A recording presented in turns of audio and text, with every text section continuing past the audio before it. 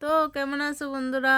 তো আশা করি ভালোই আছো। তো আমিও ভালো আছি। তো আজকে আমি লাউর ডাঁটা দিয়া কচি কচি লাউর ডাঁটা দিয়া মাছ তেলাপিয়া মাছ দিয়ে আলু দিয়ে রান্না করতে আসি। একদম মানে সহজভাবে সহজ, আর আমি সহজভাবে রান্না করি। দেখো এটি ডাঁটাটি কাটটা ধুয়ে টুয়ে আনছি, আর এদিকে পাঁচফোড়ন দিয়ে দিছি তেল দিয়া।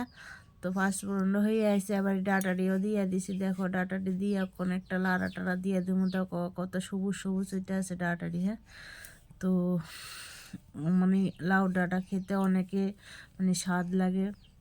তো তোমাদের কার কার ভালো লাগে কমেন্টে জানাইবা। আর দেখো ডাঁটাটির উপরে হালকা পরিমাণ হলুদ আর লবণ দিয়ে দিছি, পরিমাণ মতন স্বাদ মতন লবণ দিয়ে দিছি। তো দেখো দিয়ে লাড়াচাড়া দিয়ে দিতে আসি। তো দেখো কত সুন্দর হয়েছে। তো এদিকে আমি সিদ্ধ আলুও দিয়ে দিছি। তো আমি আলু সিদ্ধ করে দিছি, তোমরা চাইলে সিদ্ধ না করেও দিতে পারো, ভাজ্যও দিতে পারো। তো আমি এদিকে একদম সহজভাবে দিয়ে দিছি আলু সিদ্ধ করে। আর সিদ্ধ আলুর উপরে 1 চামচ লঙ্কা গুঁড়ো আর জিরা, হাফ চামচ ধনিয়া, হাফ চামচ দিয়া আমি ঢাকা দিয়ে দিছি যাতে মশলাটা সিদ্ধ হয়ে যায়।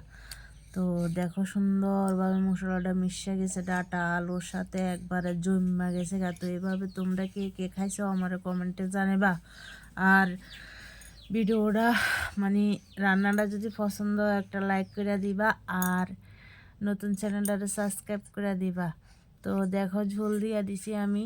তো ঝোল দিয়ে একটু লাড়াচাড়া দিয়ে দিছি। আর এক্ষণে আমি মাছও দিয়ে দেবো, ভেজে রাখা তেলাপিয়া মাছ। তো তেলাপিয়া মাছ খাইতে আমার অনেকই ভালো লাগে।